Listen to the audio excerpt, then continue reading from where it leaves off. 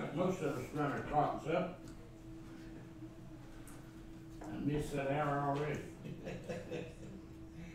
I hadn't got everything changed at the house, but I changed the clocks we normally see first, so we did all right. In the bulletin, there's this article is by Derek Broom. Derek is the son of Marty Broom. I don't know if you ever know Marty or not. Marty is Spin Broom's brother. Did Marty used to preach at Darien, Georgia? Yeah, in fact, he still does, I think. Okay, I know him. Yeah, Marty's, he's actually a professional song reviewer. That's what he used to do, and then he started preaching. He used to be down at Georgia Children's Home, and they sang different places and stuff, but I think he's the Terry and Yvonne, Marty, and Spin, I believe, is the order those kids were born. But anyway, it's a good article.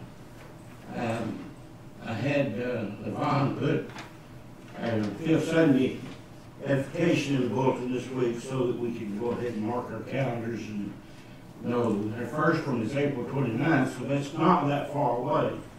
We'll be talking about it more. Tomorrow night's 10 nights for the Master. Where David and Sandra are. Tennessee, his uncle died. Oh, no. They'll be back. Well, she's at work, but David had to go to Tennessee. But they postponed the funeral until today. What, he thought of it yesterday? Or? Okay. Well, we'll just wait till tomorrow night to get all those cards together then for him and all that. And I noticed a couple on the back that we probably need to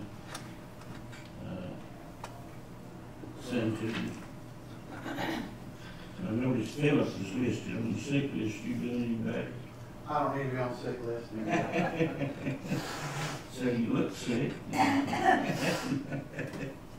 What was that they used to say? You could tell people you look bad 2 or 3 times more than all of a sudden they think they are sick.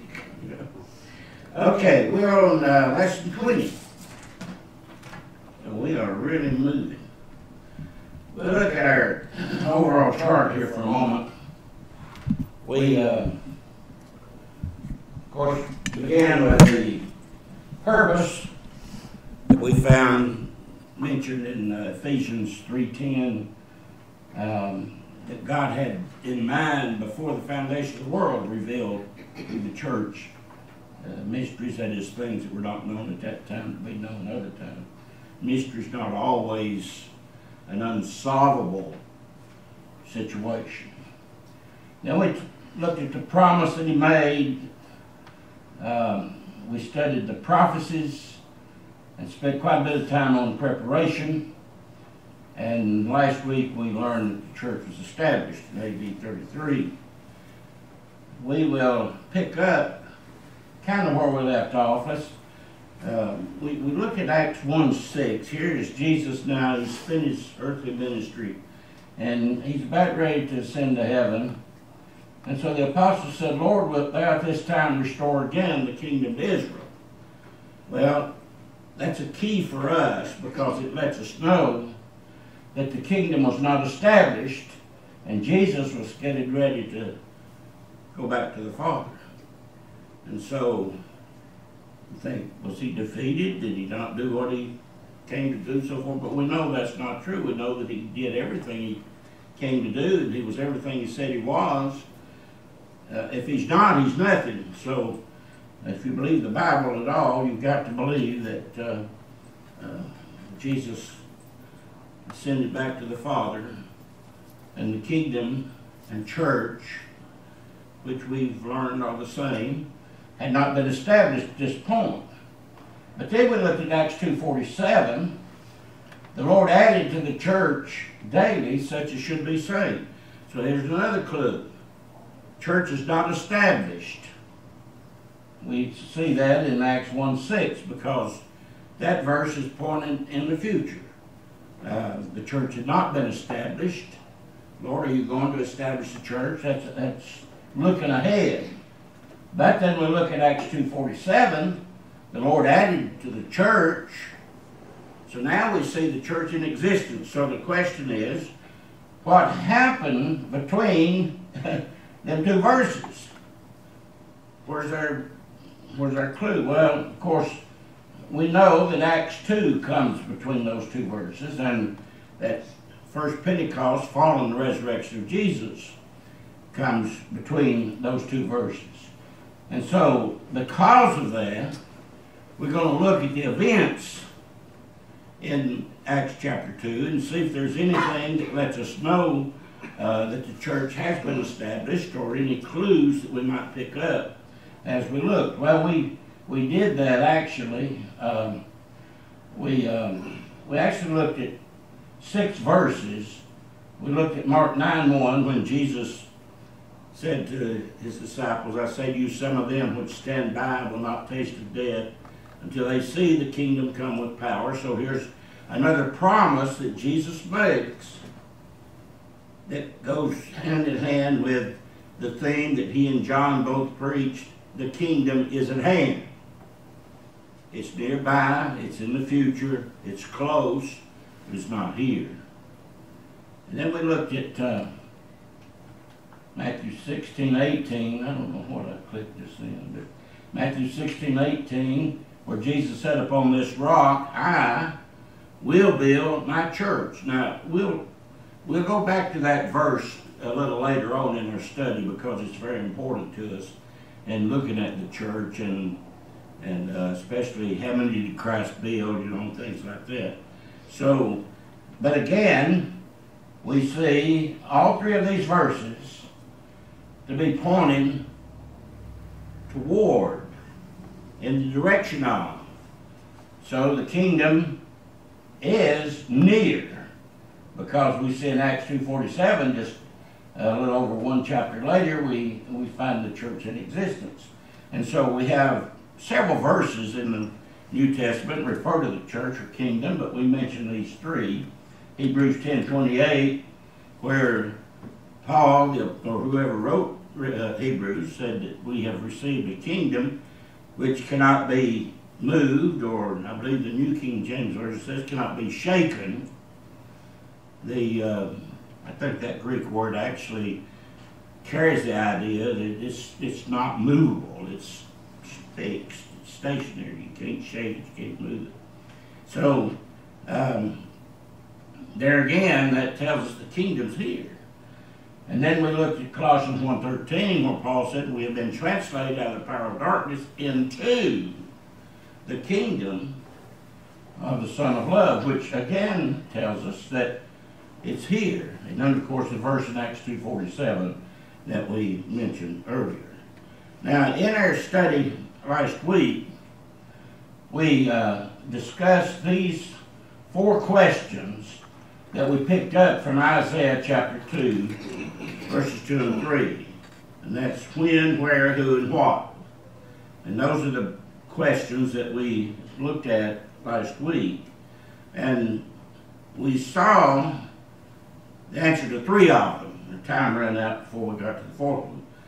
We saw from Acts chapter 2, and Peter said, these men aren't drunken as you suppose, it's just the 3rd hour of the day. But this is that Joel prophesied in the last days. So this is that. Now, whatever Joel prophesied and all the meanings of those prophecies is another lesson for another day, but we understand beginning now that prophecy has fulfillment. I don't think it all happened right there in that one moment or in that one day, but this is the last days, because this is what Joel said would happen, and it would happen in the last days. And we learned, of course, that the last days actually refers to the dispensation, or the method or means by which God dispensed his law. First to the fathers, then of course Moses at Mount Sinai, and then to Christ. So we learn from Acts 2 that we are definitely in the right time frame. And then we looked at where, and Isaiah said that the mountain of the Lord's house shall be established on the top of the mountains. Well, we learned from our study of Acts chapter 2 that they were in Jerusalem. And this is where Jesus told them to stay until they were endued with power from on high. And we saw that happen in the early verses of chapter 2. When the day of Pentecost was fully come, they were all filled with the Holy Spirit and began to talk in other tongues or other languages as the Spirit gave them utterance. And so we learned from that study that they were in Jerusalem. We know that Jerusalem was in the mountains. So I think we can at least say at this point that we are in a right place because we are in the mountains and we are in Jerusalem. And of course, Isaiah specifically said in verse 3 that the law of the Lord would go forth from Jerusalem. So verse 2 said in the top of the mountains, verse 3 said it's Jerusalem. So we are in the right place. And then we learned from the study of what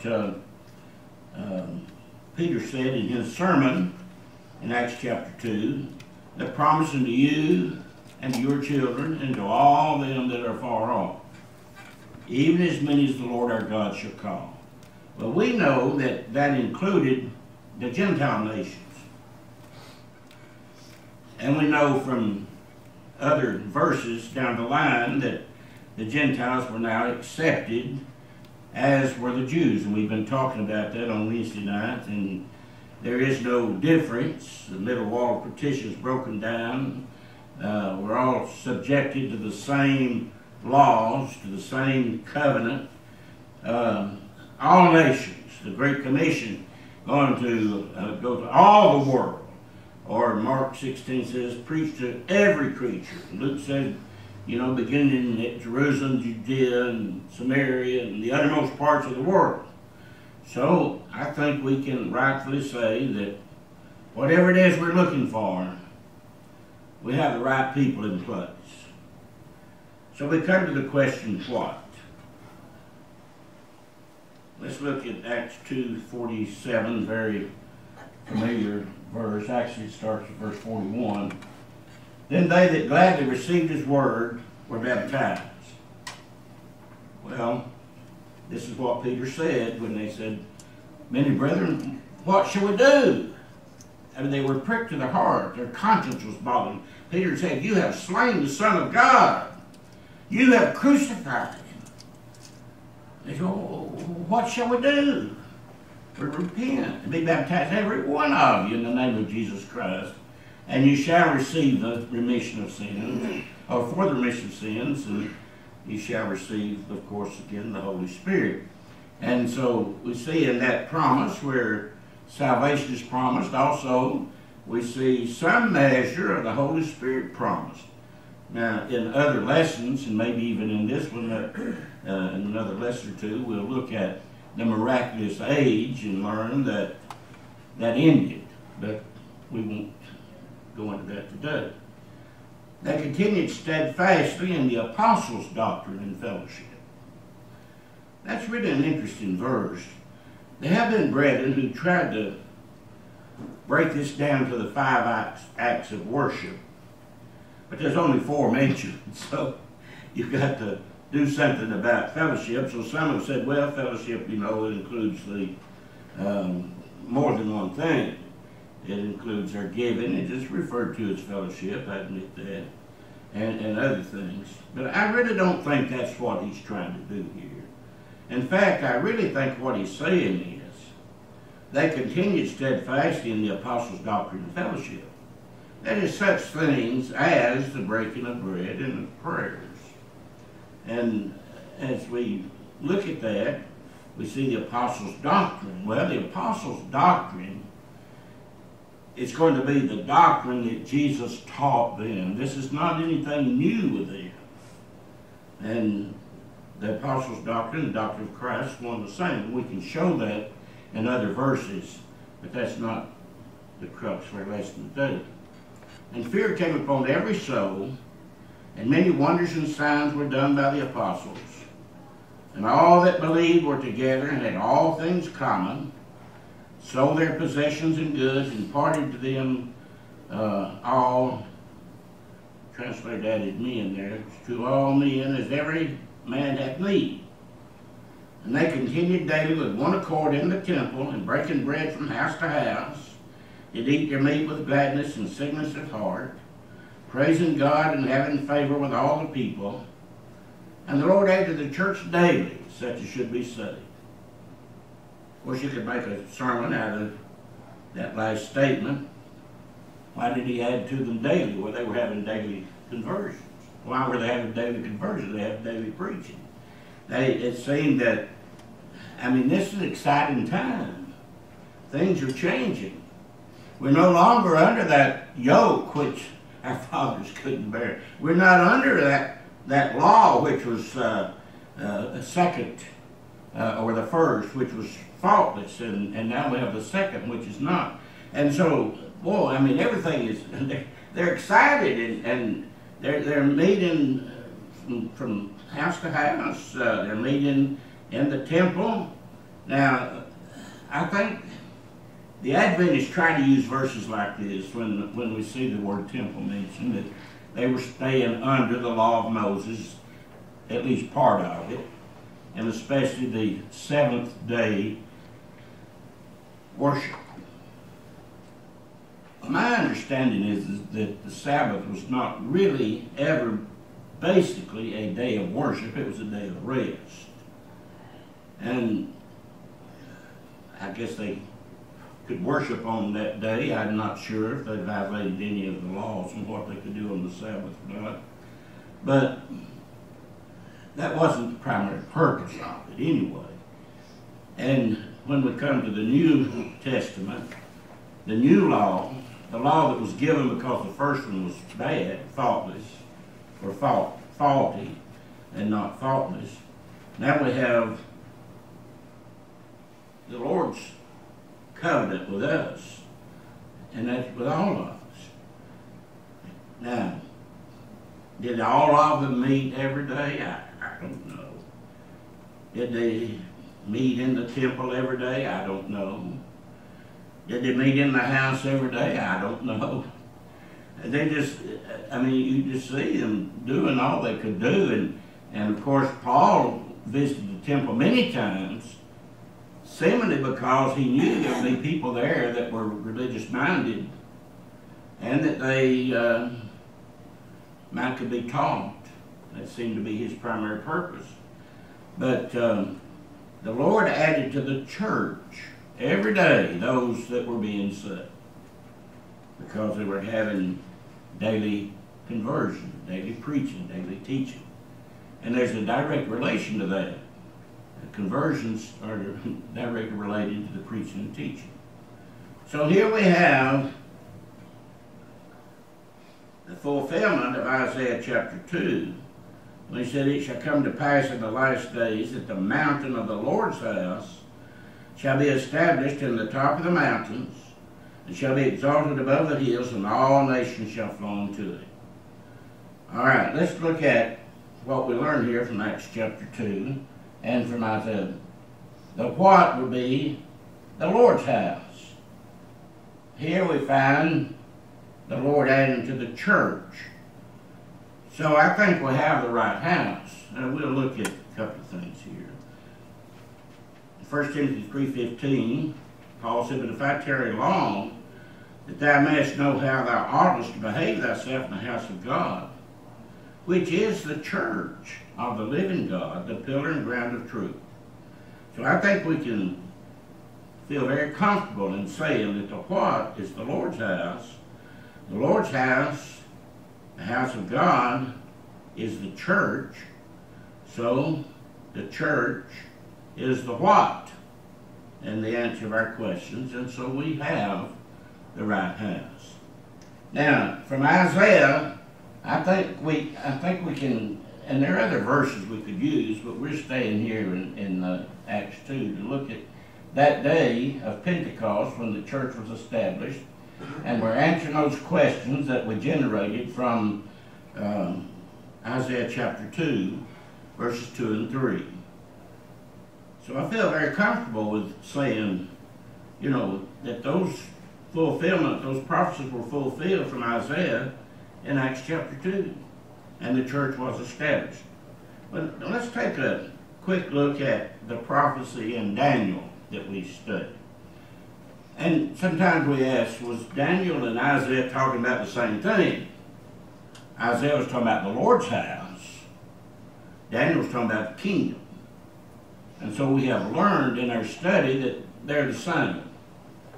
And so I believe without any hesitation we can say they were talking about the same thing. But let's look at that prophecy again very quickly. You remember the prophecy. You remember Nebuchadnezzar had a dream, and he asked all of his soothsayers, so to speak, you know what? I want to know what a dream, and I want to know what it means. Well, that's pretty big order. I sometimes dream, and I can't even remember what I dreamed the next day, let alone tell you what it meant. If I was to ask you, tell me what I dreamed last night, how in the world would you have a clue? But anyway, that was the situation. So Daniel tells him what he dreamed. Of course, God was his information, you know. And he tells him what he dreamed. He dreamed this great image, a head of gold. It had a breast of silver, breast arms of silver, belly and thighs of brass, legs of iron and feet of iron mingled with clay. That's what he saw. Well, what did it mean? Well, in verse 37 and 38, Daniel said, Thou, O king, art a king of kings, for the God of heaven hath given thee a kingdom, power, strength, and glory. And wheresoever the children of men dwell, the beasts of the field and the fowls of the heaven hath he given into thine hand, and hath made thee ruler over them all. Thou, he's talking to Nebuchadnezzar, the king of Babylon, thou art this head of gold. So I think we can safely say that the head of that image that that Nebuchadnezzar saw in his dream and Daniel interpreted, the head was Babylon, or Nebuchadnezzar. At least that's what he says. Because he said, for thou, I'm hitting the wrong button, for thou art this head of gold. Then he said, after thee shall arise another kingdom inferior to thee. So the body parts of this image is representing kingdoms. There's another dream over in about the 7th chapter of Daniel, I believe, where he sees different beasts. But we won't talk about that today, but there are some parallels. And after thee shall arise another kingdom inferior to thee. Well, that kingdom is represented by that second kingdom. I guess the silver is a little inferior to gold. We find the second kingdom now to be represented by silver. And another third kingdom of brass, which shall bear rule over all the earth. So now we see the thighs and belly of brass represent the third kingdom. And then he said, the fourth kingdom shall be strong as iron. For as much as iron breaketh in pieces, subdueth all things, and as the iron breaketh all these things, shall it break in pieces and bruise. We learned that the fourth kingdom was those legs of iron with feet of iron mingled with clay. And Daniel said, in the days of these kings shall the God of heaven set up a kingdom which shall never be destroyed. All right. Now there are some who want to make 5 kingdoms here because, as we know from history, that Babylon was the kingdom and power when Daniel said, thou, Nebuchadnezzar, you're the head of gold. And then, of course, history would reveal the following kingdoms. Sometimes we call that the Medo-Persian kingdom because the Medes and Persians kind of combined forces with Darius and Cyrus and overthrew the Babylonian kingdom. But basically in history it's referred to as the Persian Empire. And then we can learn that the Grecian Empire came to be. They overthrew the Persian kingdom. And then we can learn from history that the Roman kingdom overthrew the Greeks.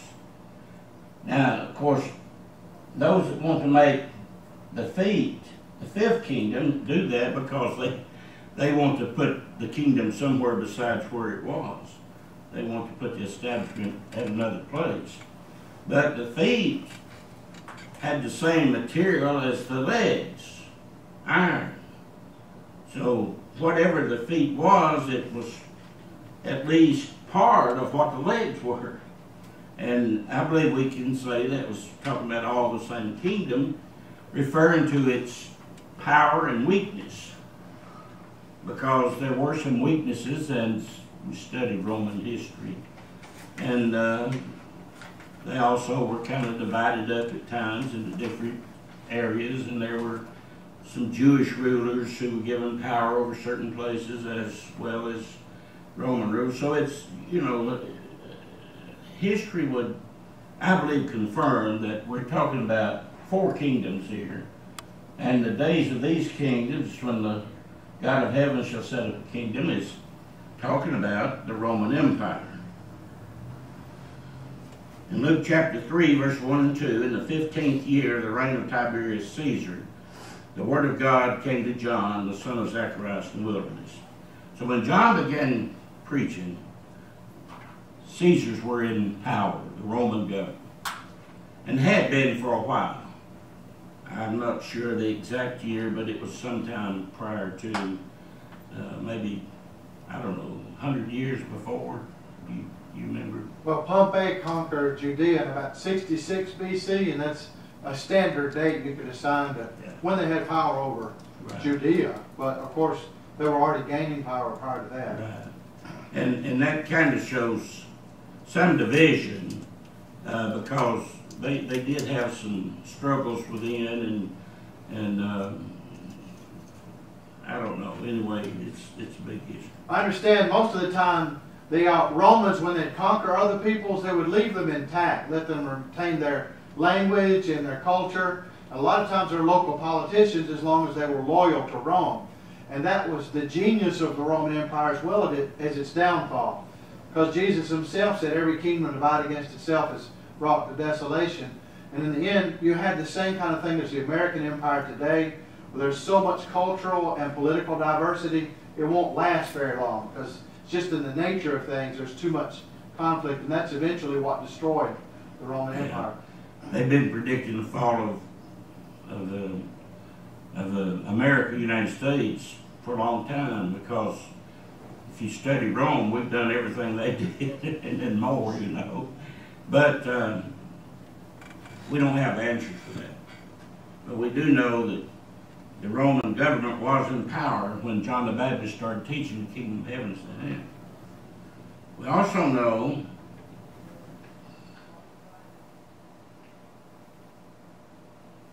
that when Jesus was born, it came to pass in those days that when I had a decree from Caesar Augustus that all the world should be taxed. So Rome again is in power as Christ was born. Luke 20:25, Jesus said, "Render unto Caesar, therefore, the things which be Caesar's, and to God the things which are God's."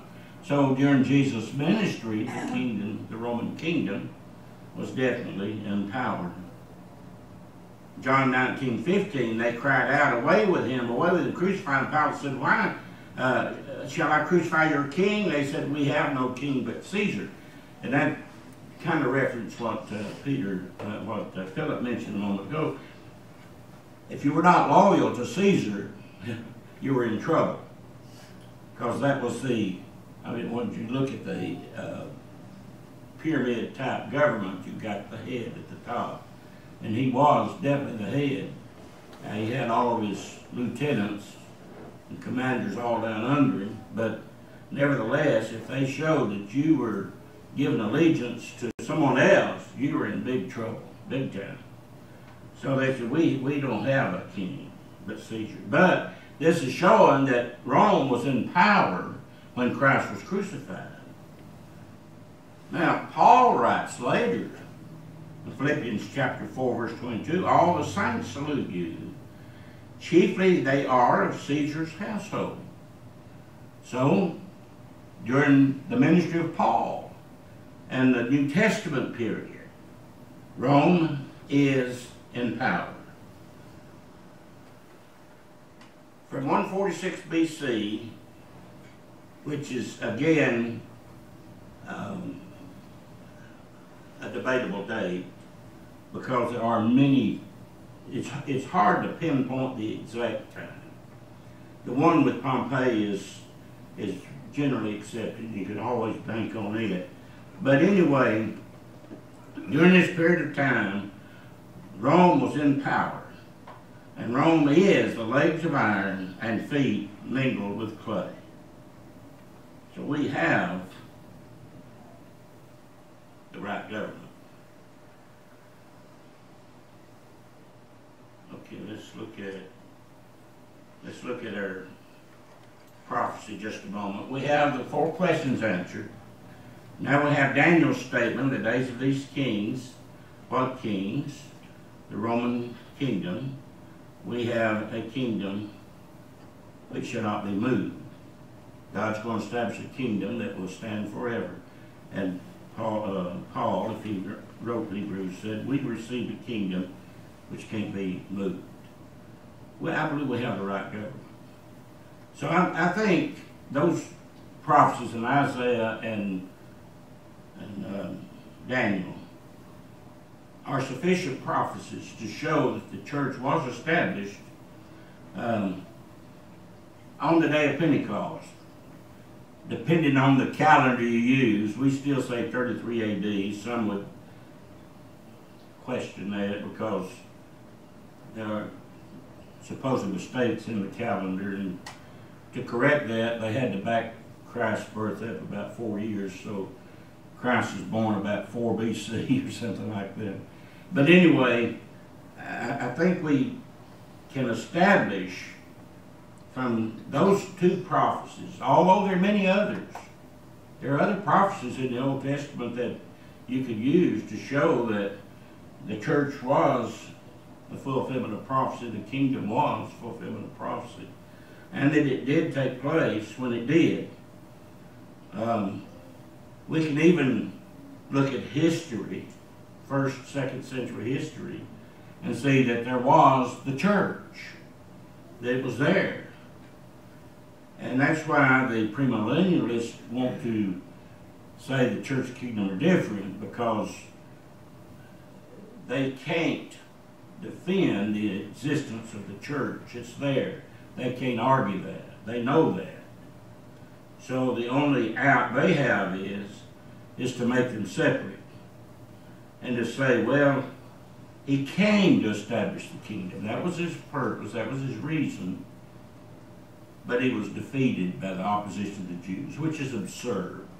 I mean, the very basic, fundamental doctrines of premillennialism are, I think, very absurd.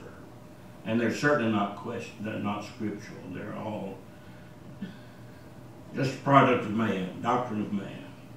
And we need to keep that in mind, and we'll see that unfold as we go. Does anybody want to add to what we've discussed so far? We've probably got about 5 minutes left to start something else. Hey, Leroy, I kind of wonder, you mentioned the Jews, supposedly church is a substitute because the Jews defeated Christ. I wonder how the Jews, did they consider it at the time that they had, defeated Christ, that they had gotten rid? Because there were a lot of them that, I guess there were a lot of Jews that didn't realize what they were doing until after the fact, on the day of Pentecost, when they were confronted with the facts. But I'm sure that there were plenty that were left over, obviously, that, Yeah. I mean, did they consider that? I guess. Well, Paul's, of course, our introduction to Paul, he's a persecutor, but then he sees the light.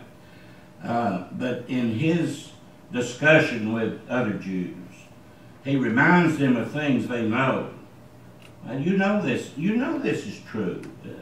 Even he did to King Agrippa, he said, you know this is true. And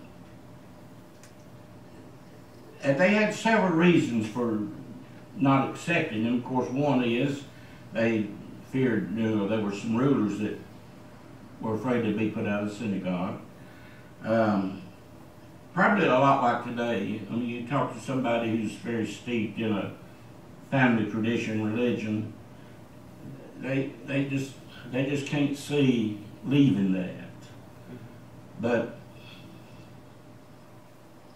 to me, the very fact, and that's one of the things that we will continue to study in this section, one of the things that makes me believe that they were concerned about is they kept on persecuting after Jesus. In other words, they killed him. So that ought to be the end of it. So what's the problem?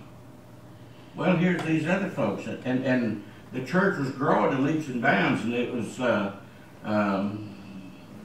somebody said, it's everywhere spoken against, and so they keep on persecuting. So the persecution, first century persecution, basically was from the Jews, from the very same ones that nailed Christ to the cross. Why were they concerned about that? Well, of course, there's still that problem of where's the body, They just, I don't know. It's hard to explain. I don't know. Well, you hear the term Judeo-Christian, which I'm not a big fan of that term, but you hear it today because, supposedly Jews and Christians we all get along and we're all wonderful friends, but I just wonder how the modern Jews would view Christ in reality. I mean, did they think it was a good thing that Christ was crucified? I mean, did they think was that a victory for them? I mean, I don't understand how, because at the time, Jews and Christians were enemies, the Jews didn't want for Christianity to spread, and of course Christians preached against, continuing to stay in Judaism. So they were fighting each other to begin with, but now we're all friends. I just wonder, at what point did that occur, and how does that work out today? That's not a question you can answer in 30 seconds, but... Well, you covered some of that in the review of that book on Wednesday night. The guy that's pointed out the fallacies of their positions and so forth. It's kind of like oil and water. You can't... They really don't mix. They might be together, but they don't mix very well. I just wonder, though, because, on both sides you have people that want that to be the case. We want peace. We don't want to be fighting with each other, but the two religious systems are right. They're not compatible. And we have the same thing in the Islamic situation. There are some who talk about peaceful Islam, and some Americans convert to it, and they try to make a distinction between the good and the bad. But if you look at their fundamental doctrines, in other words, if you say I'm this, and then obviously you must support the fundamental doctrines. Or if you don't, why argue that, And that's true in politics, that's true in other things. I'm what I am politically because I can't support the platform of the other side. I'm having problems with the one that I have, Did you start to say something? Well, I would comment, in my understanding, nothing really has changed a great deal from the Jewish perspective. Throughout the centuries, I think they've pretty much maintained the same stance of opposition to Christianity. What has happened is, within the world of Christendom, so-called Protestant Christianity in particular, there has been this minimizing of the importance of doctrine and practice. It used to be we fought over those things among ourselves. Different denominations, for example, during the Reformation, would get to the point of killing each other literally over minor doctrinal matters, if we would view the minor things. They, however, agreed to disagree, and because of that allow any and everything, including Judaism. And I think that's the problem with pluralism today. Well, we have some basic agreements with, we believe in God, and they believe in God. But Jesus said, if you believe not that I am He said, and where I go you cannot come. So that's necessary. Faith in Christ is necessary if we expect to inherit heaven.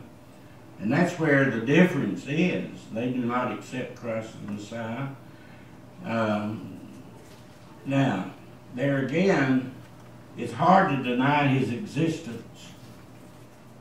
So that's why you hear some people say, oh, well, yeah, he was a great man, great teacher, great prophet. But he wasn't what he said he was. Did he deserve to die? I mean, I wonder, to the people that say that, oh, well, he was a good teacher. I mean, did he deserve to be put to death? I guess. I mean, but you would have to say that. I mean, because he did claim to be God, and so if you didn't believe that, I mean, he was a heretic. So I just wonder, today, because again, for the sake of trying to get along with people, I mean, you hear that kind of thing, but do they really believe that? Do they really think that, or do they think, oh yeah, well, he definitely was a radical and had to, get rid of him?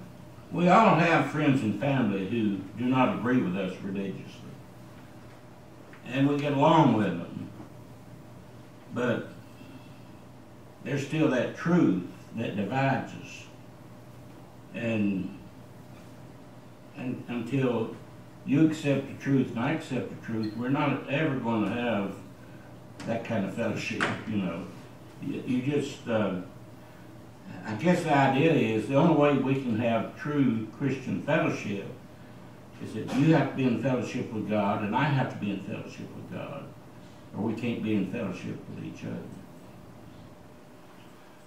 On the point of most Jews, I don't mean to be cynical. There are some, even today, who accept the Old Testament to a large extent, not all of them, not consistently. And they might agree that if Jesus made those claims, if he really said the things that the New Testament said he said, although they would call that into question, the very text, then he would have deserved to die as a blasphemer.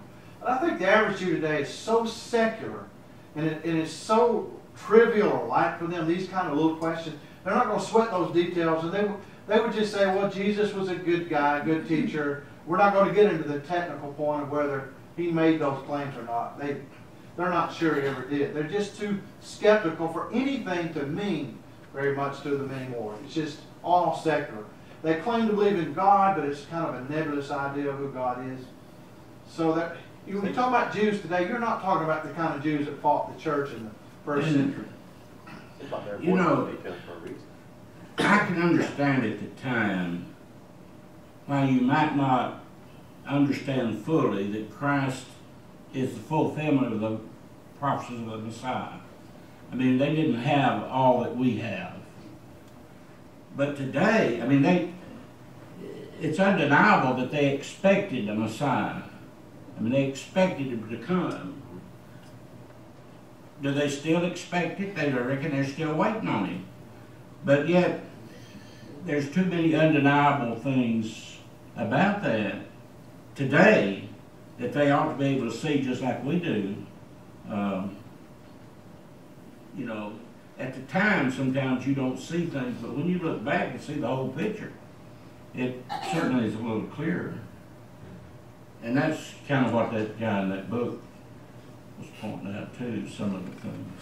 See, to me, the big picture question is, you mentioned premillennialists argue Jesus came to establish the kingdom, but was kind of unexpectedly, so far as he was concerned, rejected, so he had to come up with a temporary stopgap measure of the church. But when he comes again, he is going to establish the kingdom now the second time. Well, why could he not be rejected the second time just as he was the first and defeated in the same way? What assurance is it that they have it's going to work the second time if it didn't work the first time? I don't know how to answer that, but maybe you've heard. Now, and to say Christ was defeated, when did he change his mind? Because pretty close to the time that he was leaving, he's still talking about it. It's still going to happen, you know. We know that it didn't happen while he was here, but we know that he had promised just previous to that it's going to come in your lifetime. He never told them any different, you know. He didn't. So I don't know. It's just like a lot of other basic things that we believe. To us, they're clear because that's what we believe to be true, and that's what we believe the Bible teaches. But if you don't want to believe it, I guess you can find reasons not to. Aren't the premillennialists, aren't they making the same mistake that the people did back then that thought, I guess wasn't it Judas, wasn't he one of the ones that thought that Jesus was going to establish an earthly kingdom? I mean, aren't they making that same sort of mistake that people, or that, you know, when Pilate, you know, he asked Jesus about it, and, you know, Jesus said, well, my kingdom is not of this earth. But I mean, there were people that thought that, so you kind of wonder, I mean, is that what the premillennialists, are they making that same mistake? They think that Jesus is going to come and make an earthly kingdom when really it's all about the heavenly kingdom.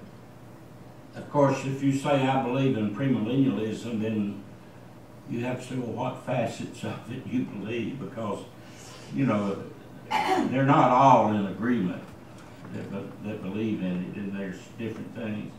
But the thing that got me when I began to look at that, of course, I grew up in a premillennialist group of people. I mean, that's what we were taught. But we also know they didn't agree with each other, that some didn't believe it exactly like. There are some who believe it like we do, or to some extent. I think they call them post-millennial. Is that the phrase they use? They're not very common anymore. That was common in the 19th century. Even Alexander Campbell was a post-millennialist. Yeah. So, but when, if Christ didn't, if the church was not what he meant to do, when were they told? When was anybody told that, hey, I didn't do what I meant to do? And you can't find that in the Bible. You can't find the teachings that support the premillennialist doctrine, even though they offer some. Revelation 20 is one of their favorites. But we'll get into that a little bit when we look at the formation of denominationalism. And we talk about that a little more. Well, anyway, I appreciate your comments. Very good.